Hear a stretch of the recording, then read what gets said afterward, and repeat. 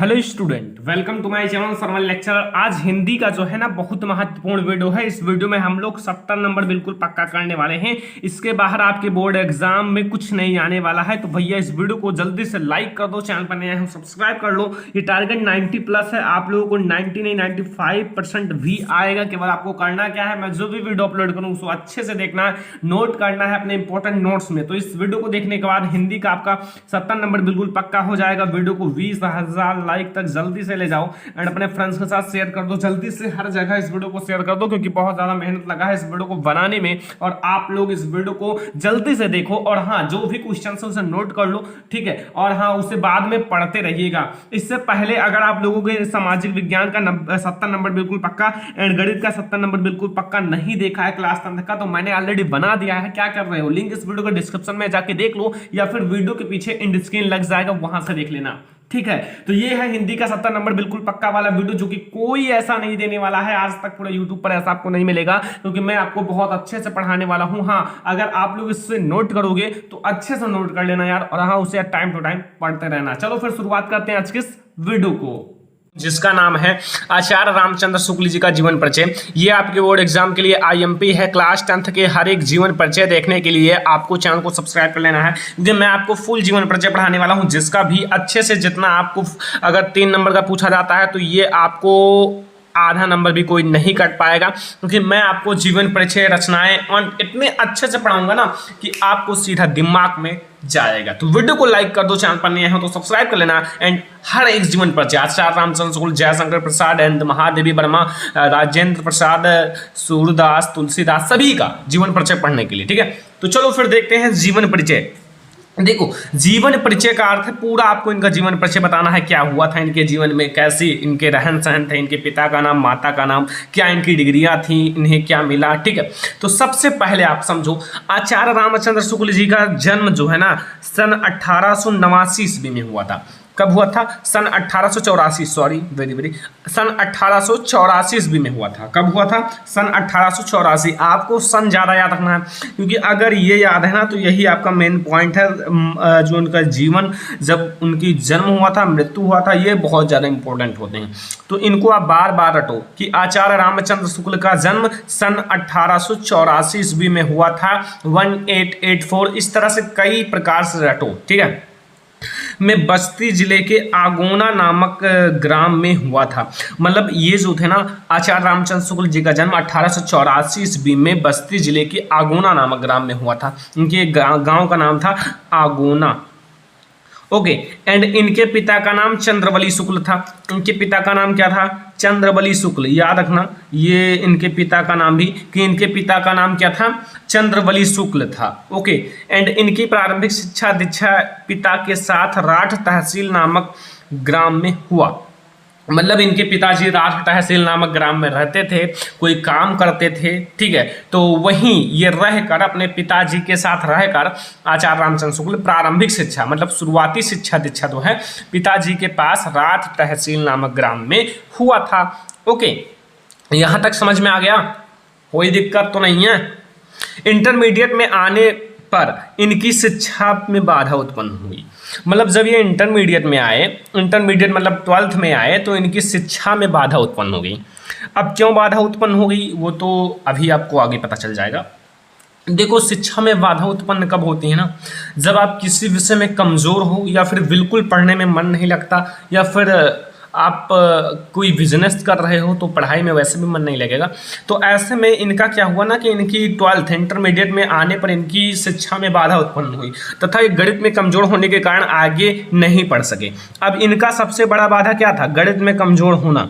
गणित में ये कमज़ोर थे, और अगर ये गणित में कमज़ोर थे ना तो इनकी शिक्षा जो थी वही रुक गई, क्योंकि ये गणित में कमज़ोर थे, तो इनकी शिक्षा रुक गई गणित में कमज़ोर होने का कारण। इनकी गणित, अगर मैथ तेज होती तो ये नहीं रुकते, लेकिन अब गणित इनकी कमज़ोर थी तो इसीलिए ये रुक गए, इनकी शिक्षा में बाधा उत्पन्न हो गई।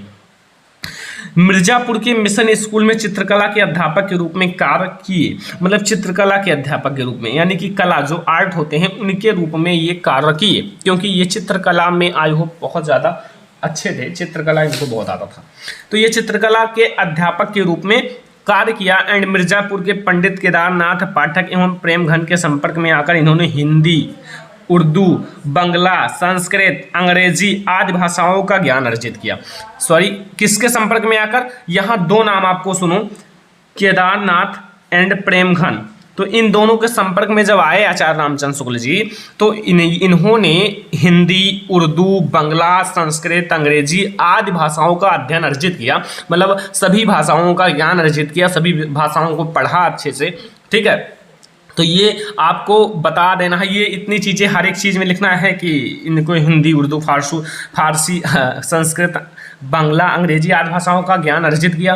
एंड अब यहाँ सबसे इंपॉर्टेंट चीज़ है कि इन्होंने आनंद कादम्बनी नामक पत्रिका में इनकी रचनाएं प्रकाशित हुई। ये एक उस समय की पत्रिका थी, आनंद कादम्बनी जो एक पत्रिका थी, उसी में इनकी रचनाएं जो थी ना प्रकाशित हुई। मतलब इनकी रचनाएं जो लिखते थे वो इनकी आनंद कादम्बनी नामक पत्रिका में प्रकाशित हुई। जैसे आज अमर उजाला है या फिर कोई और है न्यूज वाला, तो ऐसे इनकी भी थी और रचनाएं प्रकाशित हुई। ये काशी हिंदू विश्वविद्यालय में हिंदी के अध्यापक प्राध्यापक भी रहे, मतलब काशी हिंदी विश्वविद्यालय में हिंदी का अध्यापक भी रहे, मतलब हिंदी भी पढ़ाए।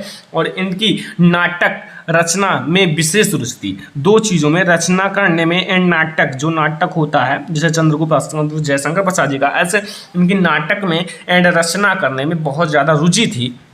किसकी? आचार्य रामचंद्र शुक्ल जी की। तो आलोचना इनकी प्रिय विधा बन गई।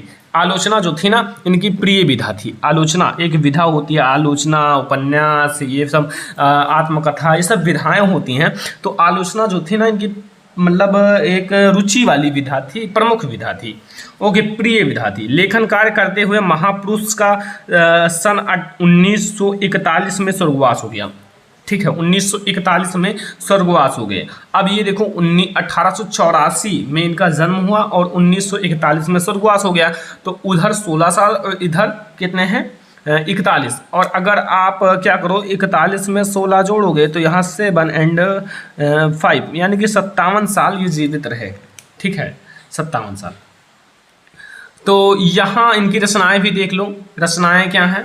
रचनाएं आप देख लो, रचनाएं के भी एक नंबर है। चिंतामणि इनकी रचना है। रसमीमांसा एंड त्रिवेणी, ये 3 रचना याद रखना, काफ़ी इंपॉर्टेंट भी हैं। और अगर 3 लिख दोगे तो आपको फुल मार्क दे दिया जाएगा। ठीक है, तो आपको आज मैंने पढ़ा दिया आचार्य रामचंद्र शुक्ल जी का जीवन परिचय। ऐसे आपको हर एक लेखक का जीवन परिचय, हर एक कवि का जीवन परिचय पढ़ाया जाएगा। लेकिन आप सबसे पहले चैनल को सब्सक्राइब कर लो, हर एक चीज़ पढ़ाने वाला हूँ। हिंदी की तैयारी फुल है, जो कि आपके बोर्ड एग्जाम में 100% पूछा जा सकता है।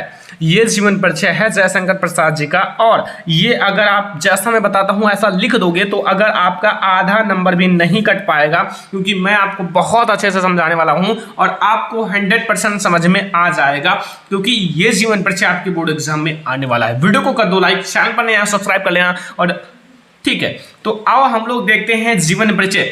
जीवन परिचय में सबसे पहले हम लोग समझेंगे जयशंकर प्रसाद जी का। जयशंकर प्रसाद जी का जन्म काशी में सुहनी साहू नाम से प्रचलित वैश्य परिवार में सन 1889 में हुआ था। सन याद रखना, क्योंकि ये आपके लिए काफ़ी ज़्यादा इंपॉर्टेंट है। सन 1889 में देखो, जयशंकर प्रसाद का जन्म काशी में सुहनी साहू नाम से प्रचलित वैश्य परिवार में सन 1889 ईस्वी में हुआ था। तो इनका सन याद हो गया आपको, 1889 ईस्वी में हुआ था। तो 1889 आप याद रखना स्टूडेंट, क्योंकि ये अगर आपको मृत्यु और जन्म दोनों याद है तो आप काफ़ी बेटर कर सकते हो। इनके पिता का नाम क्या था? देवी प्रसाद था। इनके पिता का नाम भी याद रखना, क्योंकि पिता का नाम अगर लिख दोगे तो 4 चांद लग जाएंगे। तो इनके पिता का नाम क्या था? देवी प्रसाद था। और इनके परिवार का मुख्य व्यवसाय तंबाकू का था। तंबाकू, ठीक है, तंबाकू का था, मतलब तंबाकू बोते थे, उससे इनका व्यापार मतलब घर चलता था। ठीक है, तो इनके परिवार का जो मुख्य व्यापार था वो तंबाकू का था। और इनके युवा अवस्था में इनके पिता का स्वर्गवास हो गया। जब ये युवा अवस्था में थे, मतलब जब इनके युवा अवस्था में इनके पिता का स्वर्गवास हो गया, थोड़े मतलब जवान थे, युवा अवस्था था, तभी इनके पिताजी का स्वर्गवास हो गया। ठीक है, अब देखो इनके पिता का स्वर्गवास हो गया, उनके 4 वर्ष बाद इनकी माता का भी स्वर्गवास हो गया। मतलब उनके पिता का स्वर्गवास हो गया तो उनकी चिंता में पड़ी रहती होंगी और चिंता करती रही होंगी, तो ऐसे उनका भी तबीयत खराब हो गया होगा और 4 साल बाद उनका भी मृत्यु हो गया। तो पिता और माता की मृत्यु हो गई युवा अवस्था में, क्योंकि जयशंकर प्रसाद जी का ठीक है। तो ऐसे में काफी दुखमय जिंदगी रहा होगा उनका, जिंदगी भर रोते रहे होंगे, क्योंकि भाई पिता और माता सबसे बड़ा भाग होते हैं। तो उनकी दोनों की मृत्यु हो गई, इसलिए प्रसाद जी का शिक्षा तथा पालन पोषण इनके बड़े भाई थे शंभुरत्न जी ने किया। मतलब इनके बड़े भाई शंभुरत्न जी थे, तो इनका शिक्षा दीक्षा किए। मतलब जब इनके माता पिता नहीं रहे तो जयशंकर प्रसाद जी युवा अवस्था में थे, थोड़ा छोटे थे, बट अब वो उनकी शिक्षा दीक्षा इनके बड़े भाई शंभुरत्न जी ने किया। प्रसाद जी ने हिंदी, फारसी, संस्कृत, उर्दू तथा अंग्रेजी शिक्षा घर पर ही की। मतलब ये सब घर पर ही प्राप्त की, इन सब की शिक्षा जो है घर पर ही प्राप्त की प्रसाद जी। हिंदी, उर्दू, फारसी, संस्कृत तथा अंग्रेजी इन सब की शिक्षा कहाँ प्राप्त किया? घर पर रहकर, ठीक है। और घर पर रहकर इन्होंने शिक्षा प्राप्त की। इनके बड़े भाई शंभुरत्न की भी मृत्यु हो गई। अब ऐसे में भाई कुछ ये इनका पालन पोषण करते थे, बट इनके बड़े भाई शंभुरत्न की भी मृत्यु हो गई। अब ऐसे में इनके बड़े भाई शंभुरत्न, माता पिता सभी की मृत्यु ही हो गई, तो अब कैसे चलेगा काम? इनके बड़े भाई की मृत्यु होने के कारण तंबाकू का व्यापार भी ठप हो गया। अब जब इनके बड़े भाई मतलब इनके माता पिता करते थे तंबाकू का व्यापार, तब इनके बड़े भाई थे, बड़े भाई भी करते थे। अब ऐसे में तीनों लोग नहीं रहे, मृत्यु हो गई, ठीक है। तो ऐसे में इनका तंबाकू का व्यापार ठप हो गया, क्योंकि जयशंकर प्रसाद जी अकेले क्या करते? अगर वो करते तो घर कैसे चलता? थोड़ा ये लेखन कार्य भी करते थे, रचनाएं लिखते थे, कहानी नाटक इन सबको लिखते थे, तो इसमें भी मेहनत लगता है। तो ऐसे में इनकी जो तंबाकू का व्यापार था वो ठप हो गया तथा इनका परिवार ऋणग्रस्त हो गया। मतलब सभी से ऋण लिए घर चलाने के लिए, तो इनका परिवार भी ऋणग्रस्त हो गया। एंड ऋण चुकाने के लिए इन्होंने अपनी पूरी पैतृक संपत्ति बेच दी। अपने ऋण को चुकाने के लिए इन्होंने जो इनके माता पिता की संपत्तियां थी उनको बेच डाला, क्योंकि ये ऋण रहना नहीं चाहते, ऋण ही रहना नहीं चाहते थे, और पैतृक संपत्तियां बेच दी और क्या किया? अपना ऋण चुका दिया, ठीक है। तो ऐसे में इनका काफ़ी दुखमय जिंदगी था, काफ़ी कड़वा जिंदगी था। ऐसे में इनको काफ़ी ज़्यादा कष्ट सहना पड़ा, जबकि इनको कोई पुरस्कार भी नहीं मिला, ठीक है, हमें लगता है, क्योंकि इनका पुरस्कार भी कोई नहीं मिला, कोई भी छोटा मोटा पुरस्कार भी नहीं मिला, क्योंकि ऐसा दिख रहा है जीवन परिचय में तो भाई नहीं है, ठीक है। तो अब देखो, प्रसाद जी ने अनेक विपरीत परिस्थितियों का सामना करना पड़ा। प्रसाद जी को अनेक विपरीत उल्टे जो परिस्थिति हैं उनका सामना करना पड़ा। काफ़ी बेकार जिंदगी था, सामना करना पड़ा। प्रसाद जी क्षय रोग के शिकार हो गए। अब प्रसाद जी भी क्षय रोग के शिकार हो गए। सोचो, प्रसाद जी जो थे ना, जयशंकर प्रसाद, ये भी क्षय रोग के शिकार हो गए और इनका भी जिंदगी लगभग खत्म होने वाला था, क्योंकि क्षय रोग से इनकी जो शरीर थी काफी ज्यादा दुबला पतला हो गया था और ऐसे में केवल कंकाल की तरह बचा हुआ था, क्योंकि ये क्षय रोग काफी भयानक रोग होता है। तो ऐसे में जब जयशंकर प्रसाद जी भी क्षय रोग के शिकार हो गए तथा रंज के द्वारा इनकी शरीर दुर्बल हो गए। अब क्षय तथा रंज के कारण इनकी शरीर जो थे बहुत ज्यादा दुर्बल हो गए, इनके शरीर में बल नहीं रह गया। एंड ये मतलब अपने पैतृक संपत्ति को भी बेच दिया था। दवा कैसे कराएं, इनके पास उतने पैसे भी नहीं थे। तो ऐसे में इनकी भी बहुत जल्दी ही मृत्यु हो गई। काशी में सन 1937 ईस्वी में स्वर्गवास हो गया। तो यहाँ 1937 में जन्म हुआ था, 1889 और 1889 में जन्म हुआ था। उधर 11 साल और इधर कितना 37 साल, और 37 में अगर आप 11 ऐड करोगे तो वही 8 और 4 48 साल कुल जीवित थे, और 48 साल में इन्होंने इतना बड़ा काम करके दिखा दिया। तो ऐसे में इनकी रचनाएं देख लो, रचनाएं हैं कामायनी, इरावती, झरना, तितली, ये बहुत सारी इनकी अच्छी अच्छी रचनाएं हैं। बोर्ड एग्जाम में पूछा जाता है झरना किसकी रचना है, या फिर तितली किसकी रचना है, कामायनी किसकी रचना है। कामायनी तो बहुत ज़्यादा पूछा जाता है, ठीक है। तो ये सब आप याद रखना। तो ऐसे में इनकी ज़िंदगी काफ़ी दुखमय था। एंड आप इनका जीवन परिचय याद कर लेना। वैसे तो याद भी हो गया होगा, माता की मृत्यु होगी, पिता की मृत्यु होगी, बड़े भाई की मृत्यु होगी, तंबाकू का व्यापार था, बस इतना याद रखो। एंड आप 1889 में जन्म और 1937 में मृत्यु, बस इतना आप याद रखो, आपका पूरा जीवन परिचय तैयार हो जाएगा, ठीक है। तो ये था हमारा जयशंकर प्रसाद जी का जीवन परिचय। आप इसे नोट कर लेना, क्योंकि नोट्स बना लोगे तो काफ़ी अच्छा रहेगा आपके लिए भी और हमारे लिए भी, क्योंकि आप अगर नोट्स बना के पढ़ोगे तो आगे चलकर टॉपर भी बन सकते हो। वीडियो को लाइक कर दो, चैनल पर नए हैं सब्सक्राइब कर लेना। एंड आप लोग प्लीज़ इस वीडियो को लाइक कर देना। एंड अगर आपको ऐसे ही पूरा जीवन परिचय, सब कुछ पूरा जीवन परिचय देखना है तो आप लोग इस चैनल को सब्सक्राइब कर लेना, जिसका नाम है डॉक्टर राजेंद्र प्रसाद। ये क्लास 10th बोर्ड एग्जाम में पूछा जा सकता है एंड आप लोगों को ये 100% पूछा जा सकता है।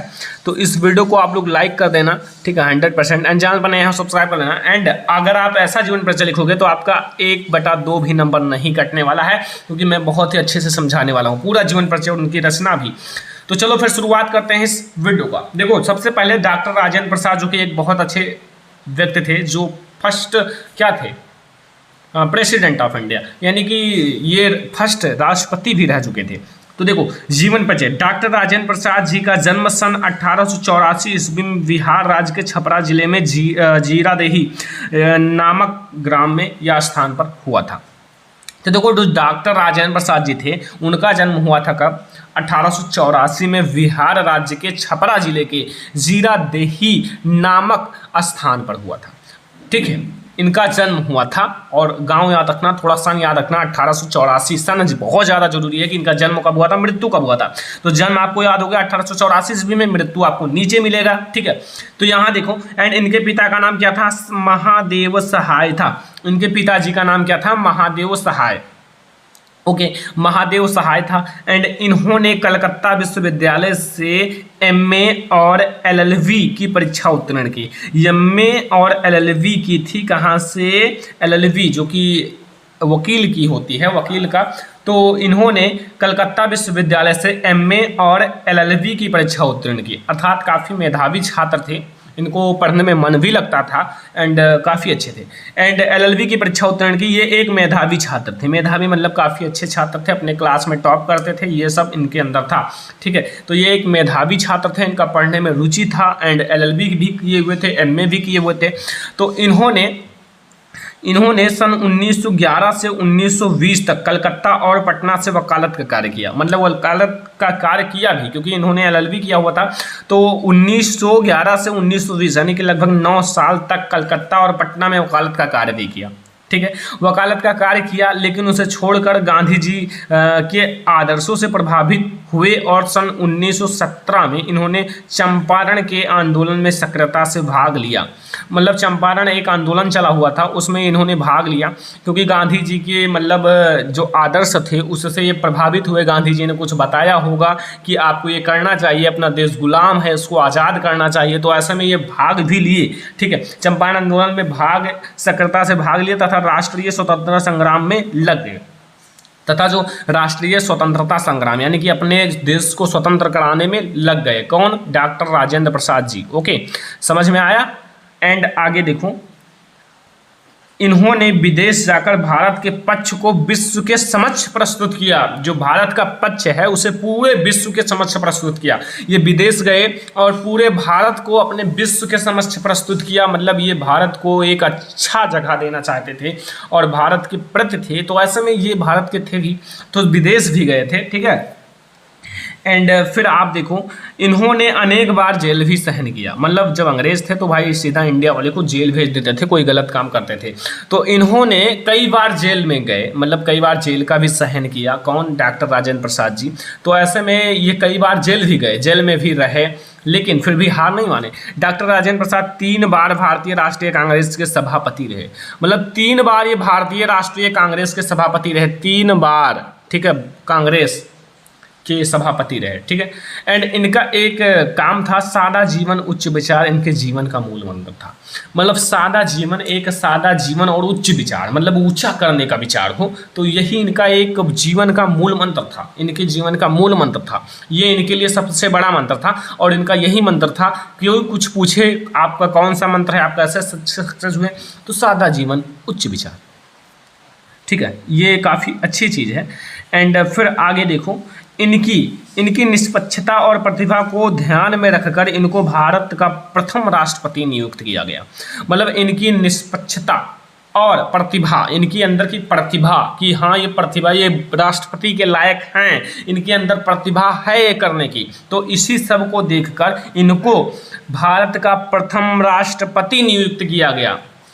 भारत का प्रथम राष्ट्रपति नियुक्त किया गया। एंड 1952 से 1962 तक इस पद पर आसीन है, अर्थात 10 साल तक 2 बार ये रह चुके हैं। ठीक है, 10 साल तक, 1952 से 1962 तक ये इस पद पर आसीन है। किस पद पर, राष्ट्रपति वाले। और इन्हें भारत रत्न उपाधि से विभूषित किया गया। मतलब भारत रत्न से इन्हें विभूषित किया गया। ठीक है, मतलब इन्हें भारत रत्न पुरस्कार भी मिला है। जब ये मतलब अपना त्याग दिए तो इन्हें भारत रत्न पुरस्कार से सम्मानित किया गया। एंड राष्ट्र की सेवा वाले डॉक्टर राजेंद्र प्रसाद जी की मृत्यु 1963 ईस्वी में स्वर्गवास हो गया। काफ़ी अच्छी जिंदगी जी हैं। 1963 उधर 84 यानी कि उधर 16 साल और उधर 63, काफ़ी अच्छी ज़िंदगी, ठीक है। तो ये है डॉक्टर राजेंद्र प्रसाद जी का जीवन परिचय, काफ़ी अच्छे से मैंने लिखा है एंड आप लोगों को भी समझ में आ गया होगा। नोट बनाओ, बिना नोट के नहीं सक्सेस होंगे, नोट बनाओ अच्छे से, उसे याद करो नोट बनाकर। नोट बनाओगे तो आई होप कि बहुत जल्दी याद होगा और उसको लिखते लिखते ही आपको ज़्यादा से ज़्यादा याद हो जाता है, रिवीजन हो जाता है। अब इनकी रचनाएं की बात कर लेते हैं। इनकी प्रमुख रचनाएं हैं, पहला भारतीय शिक्षा, दूसरा शिक्षा और संस्कृति मेरी यूरोप यात्रा, ठीक है, मेरी यूरोप यात्रा, यानी कि ये शिक्षा के प्रति काफ़ी ज़्यादा जागरूक थे। तो भारतीय शिक्षा, शिक्षा और संस्कृति और मेरी यूरोप यात्रा, तो ये हैं भाई आप लोगों के लिए जयशंकर प्रसाद जी का बायोग्राफी। तो ये वीडियो पसंद आया हो, वीडियो को लाइक कर दो, चैनल पर नया हो तो सब्सक्राइब कर लो। एंड आप गद्यांश कैसे हल कर सकते हो, एक बेहद ही आसान सा तरीका, क्योंकि आप लोगों के लिए ये काफ़ी ज़्यादा इंपॉर्टेंट है आपके परसेंट को इंक्रीज करने के लिए, 90% लाने के लिए। ओके, एंड अगर आप लोग इस वीडियो को देखोगे तो कुछ ना कुछ तरीका मिलेगा कि गद्यांश को हल करने का। और ये हिंदी का सबसे मोस्ट इंपॉर्टेंट टॉपिक है, गद्यांश को कैसे हल करें, पद्यांश को कैसे हल करें। तो ये वीडियो आप लोग लास्ट तक देखना। आज हम लोग देखने वाले हैं गद्यांश को हल करने का सही तरीका, और हमारे पास एक छोटा सा गद्यांश भी है, लिखा हुआ है। गद्यांश हमारे पास है, कुसंग का ज्वर सबसे भयानक होता है। किसका ज्वर? सबसे पहले आप इसको समझो, बारीकी से समझो, जैसे यहाँ एक एक चीज को समझो। जैसे कुसंग का ज्वर सबसे भयानक होता है, अपने आप से क्वेश्चन पूछो, किसका? कुसंग, ठीक है। अब यहां से थोड़ी क्लियर होंगे। या केवल नीति और सद्वृत्ति का ही नाश करता है, बल्कि बुद्धि का भी क्षय करता है, मतलब बुद्धि जो अपनी बुद्धि को भी नष्ट करता है। किसी युवा पुरुष की संगत यदि बुरा होगी तो वह उसके पैरों में बंधी चक्की के समान होगी। जैसे कहते नहीं कि कोई दोस्त जो होता है, अगर उसका व्यवहार बुरा होगा और दूसरे दोस्त को भी बर्बाद कर देता है, वही चीज है। अब यहाँ दोस्त की बात आ गई, संगत की बात आ गई, तो आप लोग याद रखना मित्रता नामक पाठ से लिया गया है। अब मैं आपको इसका बताऊंगा। प्रस्तुत गद्यांश का संदर्भ लिखिए, रेखांकित अंश की व्याख्या कीजिए और कुसंग का क्या प्रभाव है। और आपके बोर्ड एग्जाम में यही 3 क्वेश्चन पूछे भी जाते हैं। 2 मार्क का ये आएगा, 2 मार्क का ये आएगा, 2 मार्क का ये आएगा, और 6 मार्क आपको क्लियर कराएंगे। और मैं आपको कुछ ऐसे ऐसे हमेशा सॉल्व कराऊंगा कि आपके उसी में से कोई ना कोई फंस जाए। जैसे ये भी पूछा जा सकता है, कोई पता नहीं है कि यही आ जाए, कोई दिक्कत नहीं है, ठीक है। अब देखो, सबसे पहले हम लोग क्या लिखेंगे? सबसे पहले हम लोग लिखेंगे इसका संदर्भ। संदर्भ लिखने का कई तरीका होता है, हम दूसरे टाइप से बताएंगे, कोई दूसरा टाइप से बताएगा, कोई दूसरा टाइप से, मतलब कई प्रकार से आप संदर्भ लिख सकते हो, ठीक है। अब देखो, आप लोग अच्छे से लिखना बोर्ड एग्जाम में। वैसे तो मैं अपने ही भाषा में बता रहा हूँ, जैसे संदर्भ जैसा बता रहा हूँ ऐसा ही लिखना, मतलब ये चीज़ें संदर्भ इसके नीचे बढ़िया से है, ऐसे ब्लैक कलर से लाइन कर देना, ठीक है, स्केल की सहायता से। वो भी बताऊंगा कॉपी कैसे लिखा जाता है बोर्ड एग्जाम में, सब कुछ बताऊंगा, क्योंकि अगली साल मैंने बताया था तो बहुत बच्चों ने प्यार दिया था, ठीक है, और फिर भी पेपर नहीं हुआ। प्रस्तुत आवरण कैसे भी लिख सकते हो, गद्यावरण या फिर आवरण हमारी पाठ्य पुस्तक के, यहाँ आप ब्लैक पेन ले आओ थोड़ा सा, यहाँ आप कॉमा लगा दो, गद्य लिख दो, गद्य तो है ये गद्यांश है, गद्य खंड, ठीक है, ऐसे लिख लेना गद्य खंड, ठीक है। गद्य खंड के अब ये कौन सा चैप्टर है? मित्रता। तो यहाँ आप इनवर्टेड कॉमा के अंदर लिखना एंड अच्छे से लिख देना, मित्रता नामक निबंध से अवतरित है।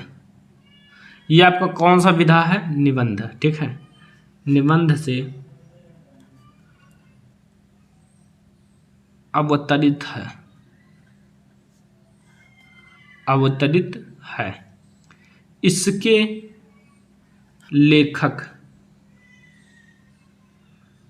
इसके लेखक युग परावर्तक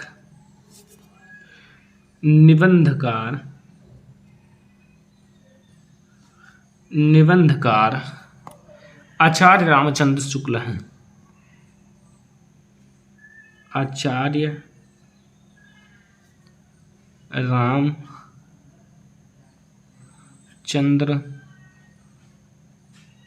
शुक्ल हैं।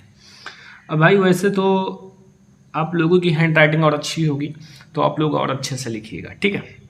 फिलहाल हमारी ऐसे ही है।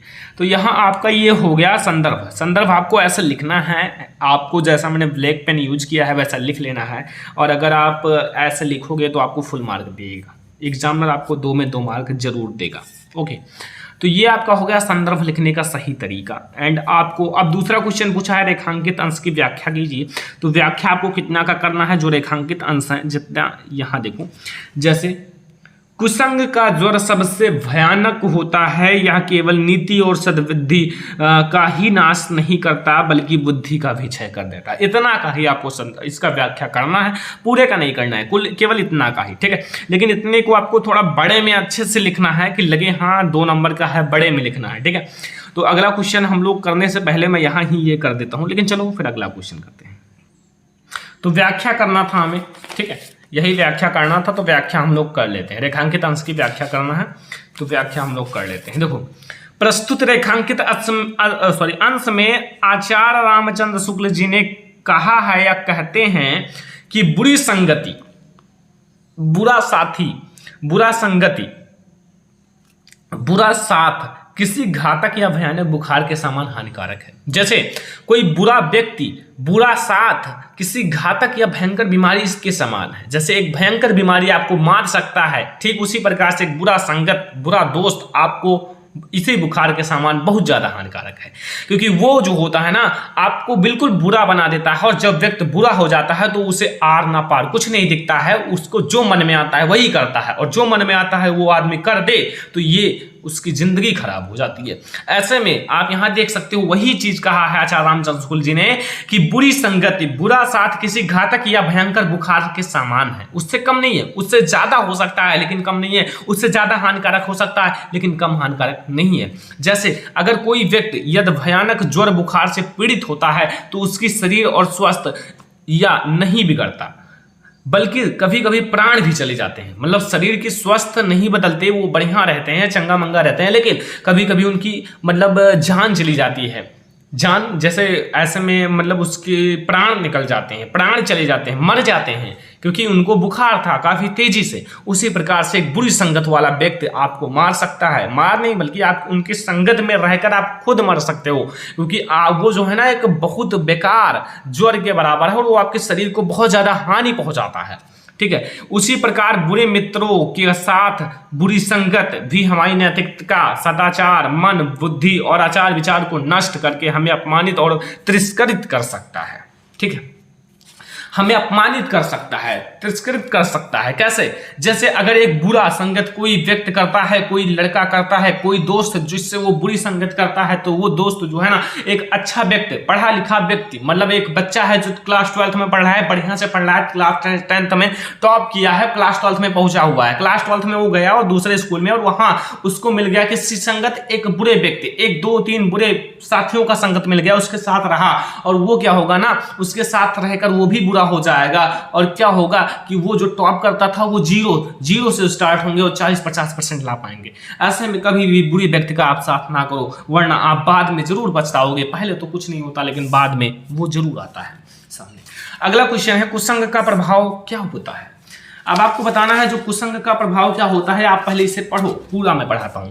कुसंग का ज्वर सबसे भयानक होता है, यह केवल नीति और सद्बुद्धि का ही नाश नहीं करता बल्कि बुद्धि का भी क्षय कर देता है। किसी युवा पुरुष की संगत यदि बुरी होगी तो वह उसके पैरों में बंधी चक्की के समान होता है। चक्की मतलब कभी छूटता नहीं, बंधा रहता है उसी के साथ, कभी वो छोड़ने का मन नहीं करता, वो हमेशा चक्की जैसा चक्की बंधी रहती है, एक स्थान से दूसरे स्थान पर बहुत दिन बाद जाता है। उसी प्रकार से जब बेकार हो जाएंगे, इनको बुखार की बहुत ज्यादा हानिकारक आपके शरीर में पहुंचेगी, तभी आप अलग जाओगे। ये क्वेश्चन का आंसर मैं आपके सामने कराता हूं। थोड़ा लॉन्ग है लेकिन समझना, ठीक है। कुसंग का प्रभाव क्या है, ये क्वेश्चन नंबर 3 का आंसर है। कुसंग, कुसंग का प्रभाव बहुत भयानक होता है,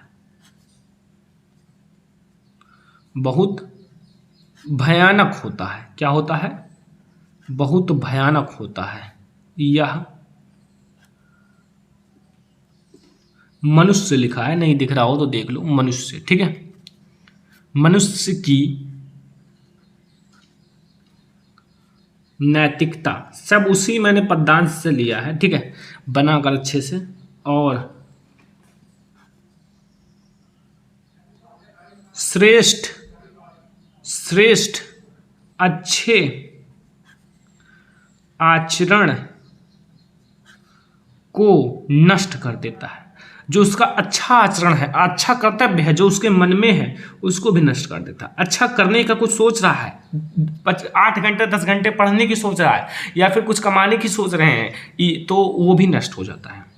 और वह बुद्धि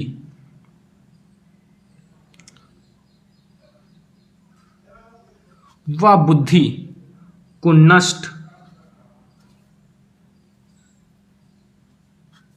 नष्ट कर पतन और असफलता की ओर ले जाता है। असफलता की ओर ले जाता है, की ओर ले जाता है। ठीक है, ऐसे आपको लिखना है। ये आपका क्वेश्चन का आंसर हो गया। और इतना अगर आप लिख दोगे तो आपको 2 मार्क जरूर मिल जाएगा। काफी इंपॉर्टेंट है आप लोगों के लिए। ठीक है, वीडियो पसंद आया हो लाइक कर दो। ऐसे में आपको हर एक पद्यांश ज्यादा से ज्यादा सॉल्व कराऊंगा, गद्यांश भी सॉल्व कराऊंगा। ठीक है, तो वीडियो पसंद आया लाइक कर दो, शेयर कर दो अपने फ्रेंड्स। हिंदी की तैयारी कर रहे हैं क्योंकि ये वीडियो मेन उन्हीं लोगों के लिए बनाया गया है। एंड आपका जो टॉपिक है ना, वो इस वीडियो में बहुत सारे सॉल्व होने वाले हैं। 8 टॉपिक इन 1 वीडियो। जैसे आपका गद्यांश, पद्यांश, प्रत्यय, पर्यायवाची, उपसर्ग, ऐसे 8 टॉपिक इन 1 वीडियो में। ये बहुत ज्यादा स्पेशल क्लास है। आपको 95% अचीव करने के लिए टारगेट हमारा 90+ एबव है, यानी कि 90% से ज्यादा। एंड क्लास 10 हिंदी का ये बहुत ही महत्वपूर्ण वीडियो है। एंड 8 टॉपिक इस वीडियो में कवर होने वाला है। तो प्लीज इस वीडियो को लाइक कर दो, चैनल पर नया हो सब्सक्राइब कर लो, अपने फ्रेंड्स के साथ शेयर कर दो, ताकि वो भी हमारे चैनल से पढ़कर बेस्ट तैयारी कर सके। इससे अच्छा कोई तैयारी नहीं कराएगा। तो पहला क्वेश्चन है, देखो फर्स्ट नंबर है, आपको सबसे पहला टॉपिक मैं पढ़ाऊंगा उपसर्ग। ठीक है, उपसर्ग, जितने भी मोस्ट इंपॉर्टेंट उपसर्ग है वो मैं आपको अभी कवर करा देता हूं सब कुछ। ठीक है, तो पहला है अन।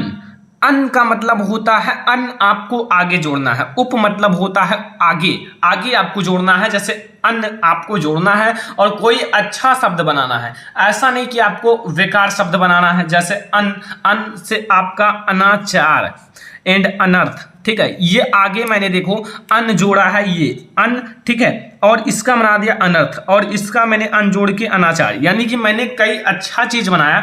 एंड अनाचार एंड अनर्थ। ठीक है, काफी इंपॉर्टेंट है, सब इंपॉर्टेंट है। जितना मैं बता रहा हूं इन सबको नोट कर लो अपने इंपॉर्टेंट नोट्स में। दूसरा है सु।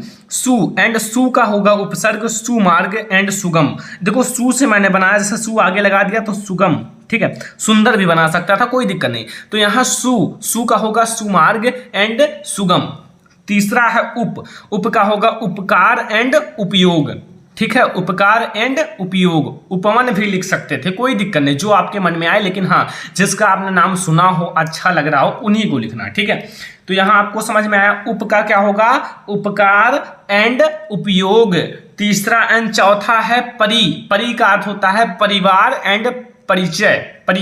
परि का होगा परिवार एंड परिचय। तो ये आपको 2-2 याद करना है और आपके बोर्ड एग्जाम में 3 मार्क का आता है। ठीक है, एंड 5 नंबर है सह। सह का होगा सहपाठी एंड सहयोग। सहपाठी एंड सहयोग। ठीक है, तो यहां से अगर आप इन 5 को तैयार कर लेते हो, 5 को अगर आप तैयार कर लोगे तो आपका 3 नहीं तो 2 नंबर आ ही जाएगा। और 3 का 3 भी इसी में से पूछा जाएगा, क्योंकि ये भाई इतना ज्यादा इंपॉर्टेंट है। आप किसी भी पेपर को उठाकर देख लो, इन्हीं में से पूछे गए हैं।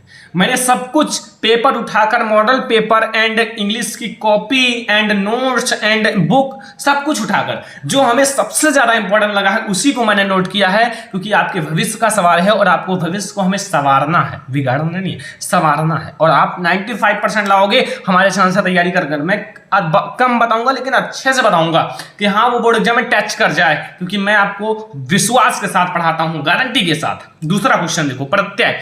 प्रत्यय दूसरा टॉपिक है। ये कौन सा टॉपिक है, दूसरा टॉपिक, बट ये आपके 2 नंबर में पूछा जाता है। आपका ये देखो बगल ये नंबर लिखा हुआ है, ठीक है, 2 नंबर, ये आपके बोर्ड एग्जाम में 3 नंबर, ठीक है। तो पहला है आई, इसको आपको पीछे जोड़ना है, पीछे मतलब उसको आगे जोड़ना था, उपसर्ग को आपको आगे जोड़ना रहता है और जो प्रत्यय होता है उसको पीछे जोड़ना रहता है। अब इसको आपको पीछे जोड़ना है, जैसे पहला है आई, आई का होगा चतुराई एंड चौड़ाई, ठीक है, चतुराई एंड चौड़ाई, ठीक है, समझ में आया ना, काफी ज्यादा इंपॉर्टेंट है एंड आपको आई का बिल्कुल समझ में आ गया। नोट कर लो, जो नोट नहीं कर रहे हैं जल्दी से नोट कर लो। एंड दूसरा नंबर है पन, पन, ठीक है। अब आपको पन को पीछे जोड़ना है, ये याद रखना, पीछे आपको जोड़ना है। अगर आप पन को पीछे जोड़ोगे तो आप क्या चीजें बना सकते हो, जैसे आपको बनाना है अपने माइंड से, आप अपना माइंड लगाकर बनाओ, जैसे पन तो बचपन, पागलपन, बड़ापन, ठीक है। तो ऐसे आप पन लगा के पीछे कई सारी चीजें बना सकते हो, कई सारे नए चीज बना सकते हो, क्योंकि आप इतना माइंडेड हो, ठीक है, इतना तो मैं जानता हूं कि आप लोग सोच सकते हो। तो यहां आपको ये चीज समझ में आ गया कि आपको पन, ये भाई इसमें सभी इंपॉर्टेंट है, इसमें ये नहीं कहा जा सकता कौन सा पूछा जाए आपके बोर्ड एग्जाम में, इसलिए मैंने बहुत अच्छे से लिख दिया है, ठीक है। एंड तीसरा नंबर है आवट, आवट को आप यहाँ वट भी लिख सकते हो, क्योंकि लास्ट में वट भी है एंड आवट भी है, वा और टा, ठीक है। जैसे पीछे वट भी जुड़ा है एंड आवट भी जुड़ा है, तो सजावट लिखावट, अगर वट पूछा जाए तो भी यही लिख देना, सजावट लिखावट पढ़ावट, एंड अगर आवट पूछा जाए तो भी यही लिख देना, ठीक है, कोई दिक्कत नहीं, दोनों एक ही है। जैसे त्वा, त्वा का होगा बंधुत्व एंड महत्व, तो आपको पीछे जोड़ना है, तो अगर आप पीछे जोड़ोगे तो आपका वो प्रत्यय होगा। यहां से प्रत्यय और उपसर्ग मिलाकर आपके 5 नंबर क्लियर हो गए कि नहीं, क्लियर हो गए। तो यहां से आप प्रत्यय और उपसर्ग नोट कर लो, 2-2 बार आप रिवीजन कर लो, ठीक है। ये आपके बोर्ड एग्जाम में 2 नंबर का पूछा जाता है, इसलिए मैंने 4 बताया और 4 में से ही पूछे जाएंगे। आप लोग चिंता मत करो यार, आप लोग लिख लो, खाली जो मैं बता रहा हूं उसे नोट कर लो, बाद में आपका माइंड ग्रो हो जाएगा हमसे पढ़ते पढ़ते, और आप ऐसे हजारों को बता दोगे, क्योंकि मैं आपको पढ़ा रहा हूं तो आपका माइंड ग्रो हो जाएगा और आप काफी अच्छे स्टडी कर लोगे। तो यहां से आप पहले उपसर्ग नोट कर लो, जितना 5 मैंने बताया है, अन, सु, उप, परि और सा, ये 4 का नोट कर लो, 5 का। एंड फिर मैंने प्रत्यय बताया जो 2 मार्क का पूछा जाता है, और 4 मैंने बताया आई, पन एंड आवट एंड त्वा, तो इन को नोट कर लो, कुल मिला के 9, ठीक है। तो आप इन्हें जल्दी से नोट कर लो, फिर हम लोग अगले टॉपिक की ओर बढ़ते हैं। तो फिर हमारा अगला टॉपिक है तीसरा नंबर टॉपिक है, इसमें मैं आपको बताऊंगा पर्यायवाची शब्द, यानी कि पर्यायवाची भी आपके बोर्ड एग्जाम में 2 मार्क का पूछा जाता है, लेकिन हम लोग पर्यायवाची शब्द काफी अच्छे और मोस्ट इंपॉर्टेंट है उसी को देखेंगे, क्योंकि आपके बोर्ड एग्जाम में यही सारे हिट करेंगे, क्योंकि 2 केवल करना है और 2 करना है तो वो 2 आपका पूछा जाएगा, आप विश्वास रखिए, ठीक है, विश्वास पे दुनिया टिकी है।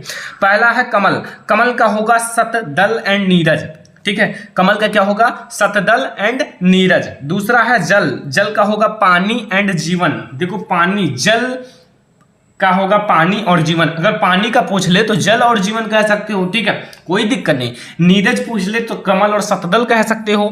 एंड तीसरा है बादल, बादल का होगा मेघ एंड जलद, ठीक है, मेघ एवं जलद, तो यहां बादल का पर्यायवाची क्या होगा, मेघ एवं जलद, ठीक है, समझ में आ रहा है ना, कोई दिक्कत नहीं है, छोटी सी भी दिक्कत हो तो आप बताना मुझे, मैं सब कुछ आपका क्लियर करा दूंगा।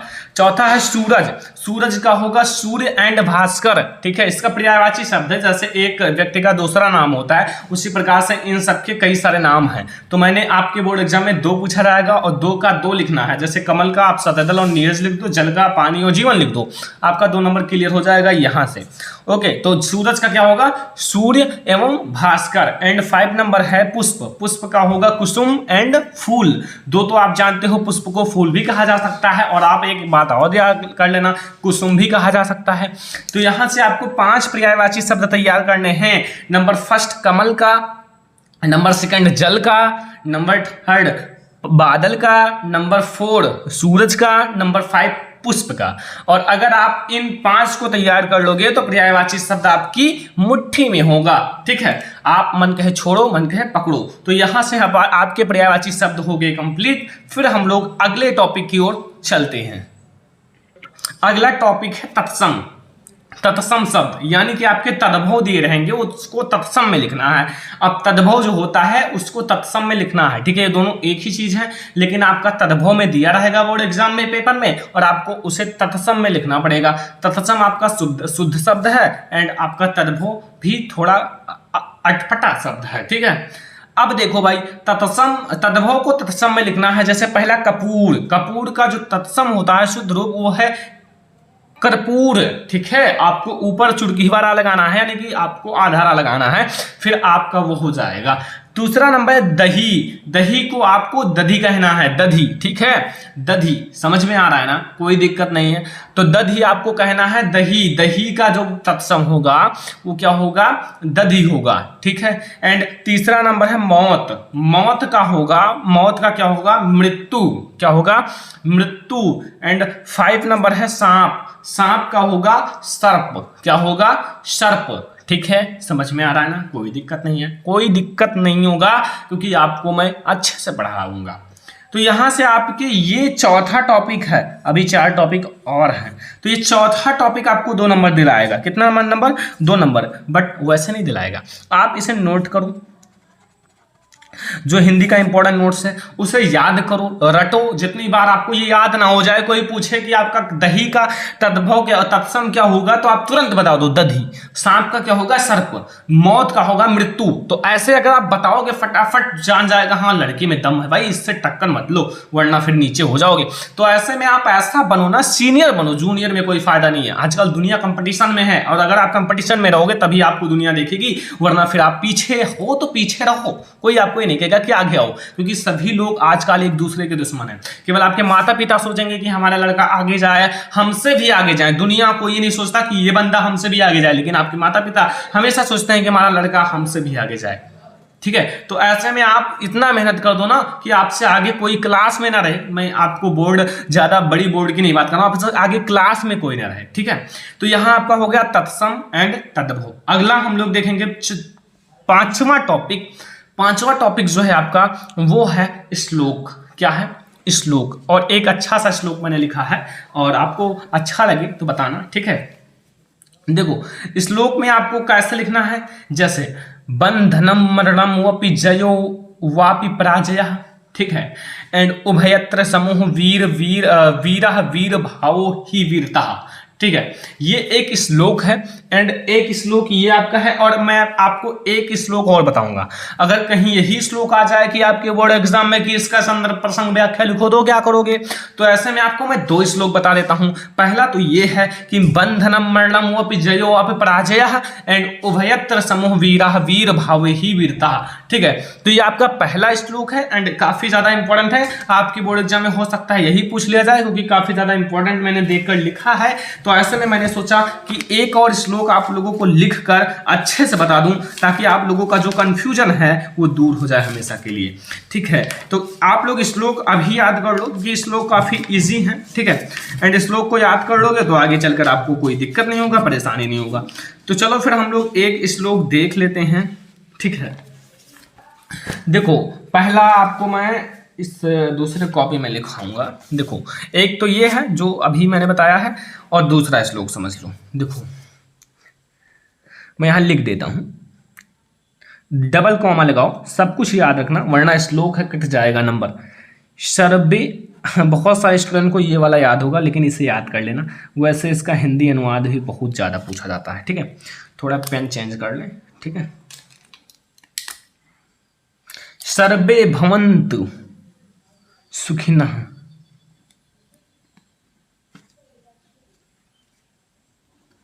सर्वे भवन्तु सुखिनः, सर्वे सन्तु निरामयाः,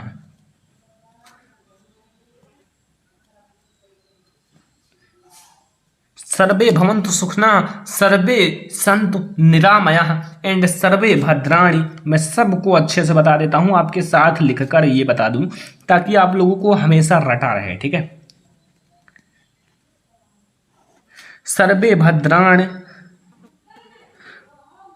पश्यन्तु, ओके। एंड समझ में आ रहा होगा, कोई दिक्कत नहीं होगा ना? कोई दिक्कत हो यार कमेंट करना। माँ कसीचद एंड दुख, अभी मैं पढ़ूंगा आपके साथ, दुख भाग भवेत। मैंने संस्कृत नहीं पढ़ा भाई, ये तो मेरी आदत है, बहुत कम मैंने पढ़ा है। क्लास 10 12 में थोड़ा सा जो संस्कृत होता है उसी को पढ़ा है, ठीक है। संस्कृत सब्जेक्ट मेरा इंटरेस्टिंग नहीं है थोड़ा सा भी। तो देखो भाई ये क्या है, ये लिखा हुआ है सर्वे भवन्तु सुखिनः सर्वे सन्तु निरामया सर्वे भद्राण पश्यन्तु मः कसीचद दुख भाग भवेत, ठीक है। तो ये आप लोग याद कर लेना, ये दूसरा श्लोक है और 2 श्लोक याद रखोगे तो जिंदगी में कभी भी परेशानी नहीं होगा। और अगर आपसे कोई कहे श्लोक सुनाओ तो आप इन्हीं 2 में से किसी एक को सुना देना, अगर कहेगा और सुनाओ तो 2 से ज्यादा कोई जिंदगी में कुछ नहीं बचता। 2 बहुत इंपॉर्टेंट, 2 चीजें, आप किसी भी चीज को याद करो, 2 माता पिता, 2 भाई बहन, 2। तो ऐसे श्लोक 1 नहीं 2, ठीक है। तो अगला देखो, ये आपको श्लोक भी आपको 3 नंबर दिलाएगा, इसलिए याद रखना, आधा % यही है हिंदी में। अब आगे देखो, आगे देखो भाई, आगे है संस्कृत अनुवाद, जो कि आपके बोर्ड एग्जाम में 2 मार्क का पूछा जाता है। इसका आपको पूरा विवरण आगे दिया जाएगा, यहां मैं आपको केवल जो इंपॉर्टेंट है उसे मैं समझा दूंगा, ठीक है। पहला, वे पुस्तक पढ़ते हैं, वे पुस्तक पढ़ते हैं। अब वे का जैसे आप इंग्लिश में होता तो दे लिख देते भाई तुरंत, लेकिन यहाँ क्या होगा ना, यहाँ लिखना पड़ेगा संस्कृत में ते पुस्तकम पठन्ति। भैया पंडित वाला काम हो गया, ते पुस्तकम पठन्ति। दूसरा देखो, दूसरा नंबर, दूसरा है अब स्वर्ण कहाँ है, यानी कि अब स्वर्ण कहाँ है। अब इसको आपको संस्कृत में बदलना है, अधुना स्वर्ण कुत्र अस्ति। याद रखना, अब को कहा जाता है अधुना, वे को कहा जाता है ते, ठीक है, और अस्त को कहा जाता है कुत्र मतलब कहाँ। ये चीजें याद रखो जो इंपॉर्टेंट है। कुत्र मतलब होता है कहाँ, अस्त मतलब है, अधुना इसमें टेंस नहीं मिलाना कि इसमें वाज लगेगा, बियर लगेगा, हैज लगेगा, हैव लगेगा, काफी आसान होता है।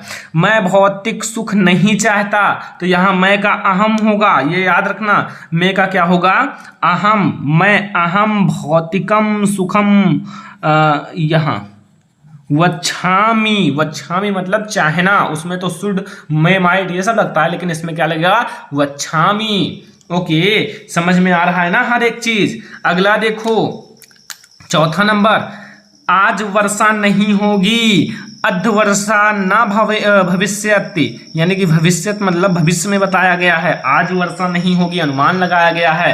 तो यहां से आपका ये भी क्लियर हो गया।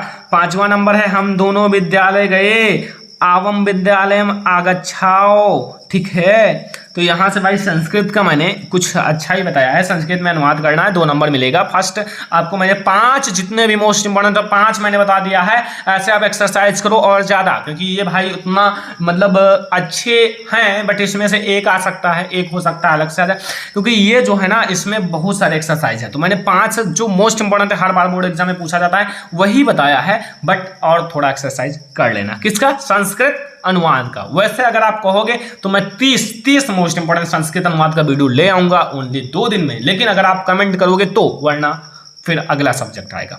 तो यहां से संस्कृत अनुवाद आप लोग नोट कर लो, मैंने 5 बताए हैं। वे पुस्तक पढ़ते हैं, अब स्वर्ण कहाँ है, मैं भौतिक सुख नहीं चाहता, आज वर्षा नहीं होगी, एंड हम दोनों विद्यालय गए। अब इन 5 को नोट कर लो और आप अपने वीडियो को देखे, फिर उसको नोट कर लो सब कुछ, फिर अपना बैठ कर रफ लो और उसको बनाने की कोशिश करो। अगर नहीं बनना है तो फिर देखो, वरना फिर आपका बन जाए तो बहुत अच्छी बात है। फिर हम लोग अगला टॉपिक देखते हैं, ये है 7 नंबर टॉपिक। और मैंने कहा था अगर श्लोक वो वाला आ जाए जो आपको याद है, ये अगर आप याद कर लो एक श्लोक तो यही आ जाए कि इसका आपको वो लिखना है संस्कृत अनुवाद, तो आप कैसे लिखोगे? इसीलिए मैंने कहा है 2 श्लोक याद रखो, 2, क्योंकि अगर ये आ जाए तो उसको लिख दो, वो आ जाए तो इसको लिख दो, ठीक है। ये याद रखना, ये काफी ज्यादा अच्छी चीज मैंने बताई है। तो पहले आप एक चीज पढ़ो, सर्वे भवन्तु सुखिनः सर्वे सन्तु निरामया सर्वे भद्राणि पश्यन्तु मा कश्चित् दुःख भाग् भवेत्। इसमें आपको संदर्भ लिखना है, प्रसंग लिखना है एंड व्याख्या लिखना है। तो संदर्भ, प्रसंग, व्याख्या, चलो करते हैं। ये किस पार्ट से लिया गया, इसके लेखक नहीं होते हैं, किस पार्ट से लिया गया ये याद रखना, ठीक है। तो यहाँ आप संदर्भ ब्लैक से डालो यार हेडिंग, संदर्भ, ओके। संदर्भ आप डालना एंड थोड़ा स्केच से अंडरलाइन कर देना, स्केल से स्केल ले लेना, स्केच लेना बोर्ड एग्जाम में। सब कुछ बताऊंगा, आगे चलते रहिए, आगे मैं सब कुछ बताऊंगा क्या क्या लें। देखो प्रस्तुत, क्योंकि पहली बार आप बोर्ड एग्जाम दोगे तो डर लगेगा, तो हमें याद कर लेना, ठीक है। मैं आपको गोली दे दूंगा, आप भूल जाना डर, ठीक है। प्रस्तुत उपयोगी बातें, ये सारी बहुत उपयोगी बात है ये। अभी आपको हिंदी अर्थ समझाऊंगा ना तो जिंदगी भर याद रहेगा, अगर आप एक मेहनती छात्र हो, मेधावी छात्र हो। उपयोगी बातें, प्रस्तुत उपयोगी बातें हमारी हमारी पाठ्य पुस्तक हिंदी है ना, संस्कृत तो है नहीं, क्योंकि हिंदी का ये संस्कृत है। तो यहाँ आप लिख दो हिंदी, क्या लिखोगे? हिंदी, ठीक है। हिंदी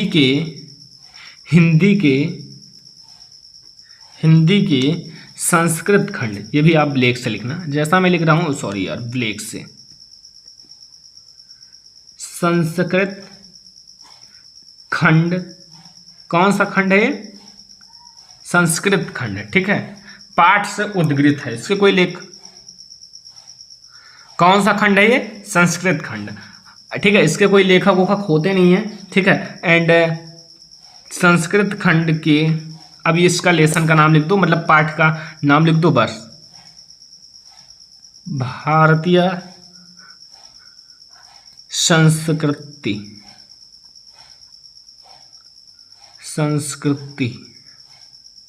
इनवर्टेड कॉमा लगा दो, कॉमा, ठीक है।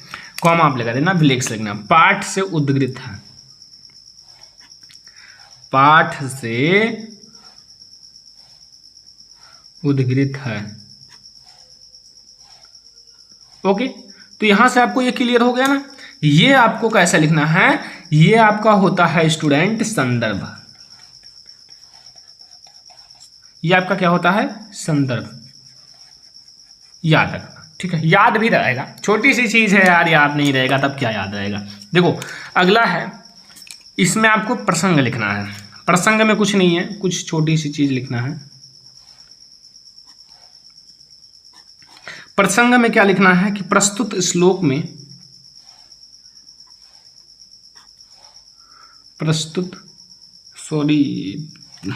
ब्लू से लिखना है, तो पढ़ाते पढ़ाते दिमाग होगा है डैमेज, ठीक है। कौन दवाई वाई बतावा जा। देखो श्लोक में भारतीय संस्कृत, भारतीयों की मूलभूत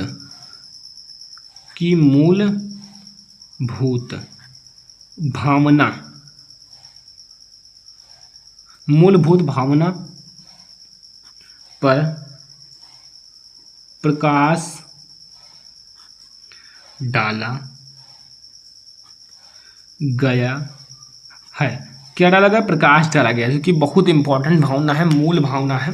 अब व्याख्या में आपको सब कुछ पता चल जाएगा क्या है। तो व्याख्या आप पहले देखो, अनुवाद, ओके, अनुवाद समझ लो भैया। अनुवाद में कुछ है भी नहीं, ठीक है, अनुवाद में कुछ है भी नहीं।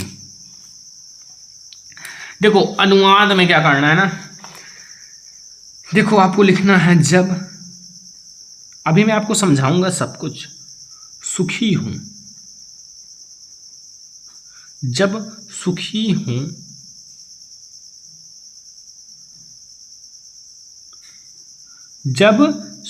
हूं, सब रोग रहित हूं, सब रोग रहित हूं, सब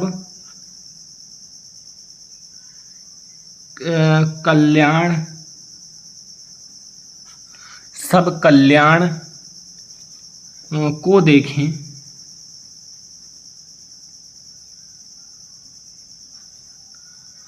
जैसे सब कल्याण को देखें, अर्थात सभी का कल्याण हो।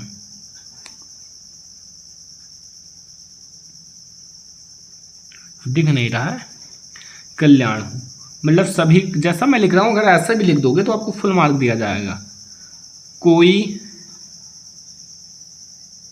दुखी ना हो, अर्थात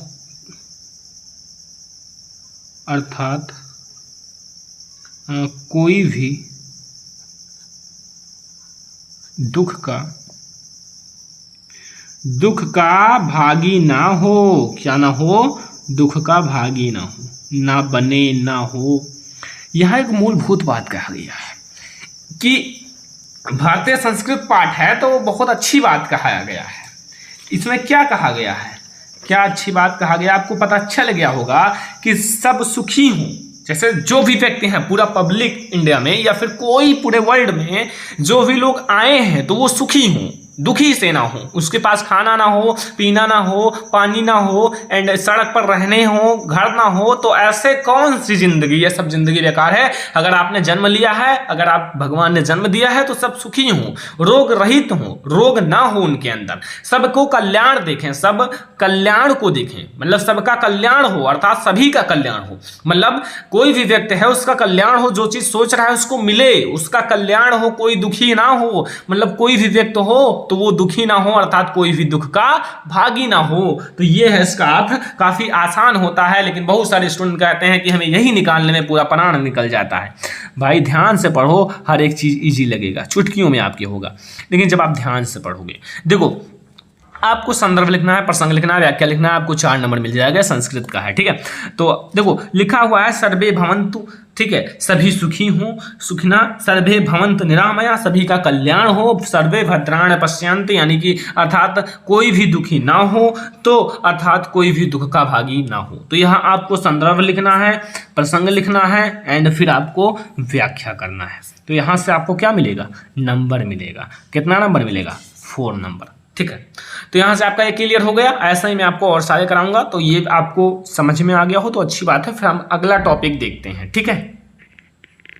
ये 8वां टॉपिक है, 8वां टॉपिक। जैसे देखो 8वां टॉपिक में बात क्या किया गया है, 8वें टॉपिक में हम पद्यांश का व्याख्या करने वाले हैं। किस चीज का व्याख्या करने वाले हैं? पद्यांश का। बहुत अच्छा लगेगा अगर मैं व्याख्या करूंगा आपके सामने। देखो यहाँ आपका पद्यांश है जो कि आपके बोर्ड एग्जाम में 6 मार्क का पूछा जाता है। अगर आप सही तरीके से व्याख्या करना नहीं जानते हो तो देख लो, सब कुछ समझ में आ जाएगा। सबसे पहले आप पद्यांश को ध्यान से पढ़ो। थोड़ी चीजें, मैं 30% नहीं 40% कहता हूं कि पद्यांश जो होता है ना, उसके पढ़ने से, ध्यान से पढ़ने से अर्थ निकल आता है। ध्यान से पढ़ो, उसी पर फोकस होना चाहिए, तो आपका अर्थ थोड़ा थोड़ा निकल आएगा। लिखा हुआ है दुसह दुराज प्रजानुको, क्यों ना बंधे दुख धंधु, अधिक अंधेरो जग करत, मिली मावस रविचंद्र। यानी कि अमावस की बात की गई है। एंड क्या कहा गया है? देश के राजा की बात कही गई है। प्रजा दुसह मतलब दुराज प्रजानुको, ठीक है। अभी आपको समझाऊंगा सब कुछ, ठीक है। थोड़ा आप ध्यान से पढ़ोगे तभी समझ में आएगा, वरना समझ में नहीं आएगा। मैं सीधा कह रहा हूं भाई, ठीक है। तो अब ऐसे में मैं इसको समझाने के लिए तो तैयार हूं भाई, लेकिन अब आपको समझा देता हूं। तो ऐसे में पहले नोट कर लो, फिर मैं आपको समझा तो दूंगा, क्योंकि मेरे समझाने का काम है। तो ऐसे में मैं आपको सब कुछ समझाऊंगा, कोई दिक्कत नहीं है, आप दिक्कत मत लो, वरना फिर देखो इसको, देखो इसका मैं संदर्भ प्रसंग व्याख्या लिखना है, 6 मार्क मिलेंगे। तो सबसे पहले मैं क्या लिखूं? संदर्भ सबसे पहले आपको लिखना ही है, ये याद रखना, आपको संदर्भ सबसे पहले लिखना है, ओके। तो संदर्भ में क्या लिखोगे, याद है? कुछ हिंट उंट है?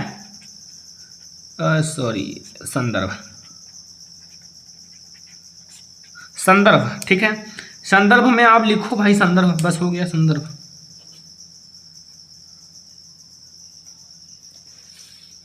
देखो संदर्भ में लिखो प्रस्तुत, सही से बताऊंगा भाई, थोड़ा बड़ा लगेगा तो भाई दिक्कत मत लेना, क्योंकि मैं आपको सही से बताऊंगा तो अच्छे से आपको समझ में आएगा।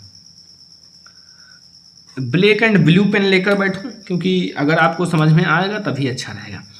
प्रस्तुत दोहा, ये क्या है? एक दोहा है। अगर आपसे दोहा का एग्जाम्पल पूछा जाए तो ये बता सकते हो। प्रस्तुत दोहा छंद, हमारी पाठ्य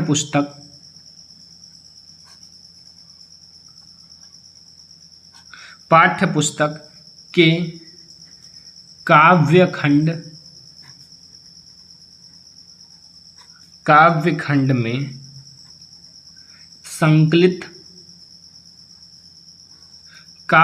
में संकलित भक्ति नीति, ये भाई चैप्टर का नाम है, भक्ति नीति। ओके, चैप्टर का नाम तो समझ में आ गया होगा। भक्ति नीति शीर्षक से अवतरित है। क्या है? अवतरित है। किससे अवतरित है? भक्ति नीति शीर्षक से। यह दोहा रीतिकाल के कवि हैं, ये याद रखना। कौन? बिहारी जी। बिहारी और मतराम दोनों रीतिकाल के कवि हैं।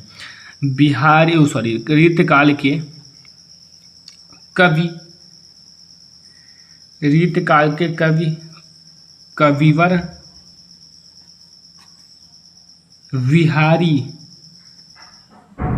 बिहारी लाल, इसे आप ब्लैक से लिख देना, इसे आप ब्लैक से लिख देना, ठीक है। मैं अंडरलाइन कर देता हूँ क्योंकि ये भाई रचयिता हैं, ठीक है, तो आप कवि हैं तो लिख लेना।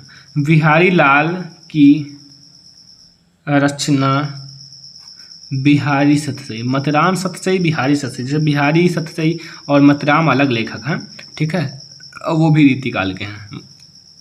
बिहारी सतसई, ठीक है,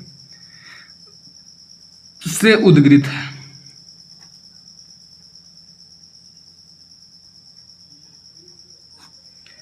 तो यहां से आपको संदर्भ समझ में आ गया होगा, कोई दिक्कत नहीं होगा संदर्भ में। ओके, प्रसंग देख लेते हैं इसी का।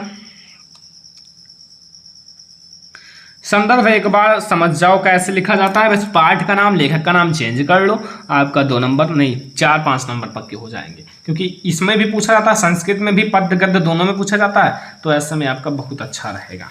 ओके, अब इसमें मैं प्रसंग लिख दूं। प्रसंग क्या है? कुछ नहीं है, छोटा सा है। प्रस्तुत दोहे में दो राजाओं के शासन से उत्पन्न कष्टों का वर्णन किया गया है। कष्टों का वर्णन किया गया है। ओके, ये आपका हो गया भैया, बहुत छोटा सा होता है, जो आपके पद्यांश में हो उसी का एक छोटा सा भाग लिख दिया करो किसमें? प्रसंग में। तो संदर्भ प्रसंग हो गया। अब व्याख्या समझ लो। व्याख्या थोड़ा लंबा है। प्रस्तुत दोहे में कवि बिहारी कहते हैं, क्या कहते हैं कि एक ही देश में 2 राजाओं के शासन से प्रजा के दुख कष्ट और संघर्ष अत्यधिक बढ़ जाते हैं। अगर एक ही राजा हो, 2 राजा हो एक देश में, तो उनके दुख और कष्ट बढ़ जाते हैं। कैसे? क्योंकि वो भी अपना शासन चलाएंगे, वो भी अपना शासन चलाएंगे, और कहीं विपरीत शासन चलाने लगे तो उसी के बीच में कौन दबेगा? प्रजा, ठीक है। एंड दुहरे शासन में प्रजा उसी प्रकार दुखी रहती है जिस प्रकार अमावस्या की रात में सूर्य और चंद्रमा एक ही राशि में मिलकर संसार को गहरे और गंभीर अंधकार पहुंचा देते हैं, पूर्ण कर देते हैं। जैसे सूर्य और चंद्रमा अमावस्या के दिन दोनों एक साथ निकल आते हैं और बहुत गहरा अंधेरा कर देते हैं, ठीक है। तो यहां से आपके काफी इंपॉर्टेंट क्वेश्चन क्लियर हो गए। ओके, हिंदी के काफी इंपॉर्टेंट क्वेश्चन आपका क्लियर हो गया। तो यहां से स्टूडेंट, आई होप कि आप लोगों को ये वीडियो पसंद आया होगा। तो अगर आपको ये वीडियो पसंद आया हो, वीडियो को लाइक कर दो प्लीज, ज्यादा से ज्यादा लाइक कर दो, अपने फ्रेंड्स के साथ शेयर कर दो, ठीक है।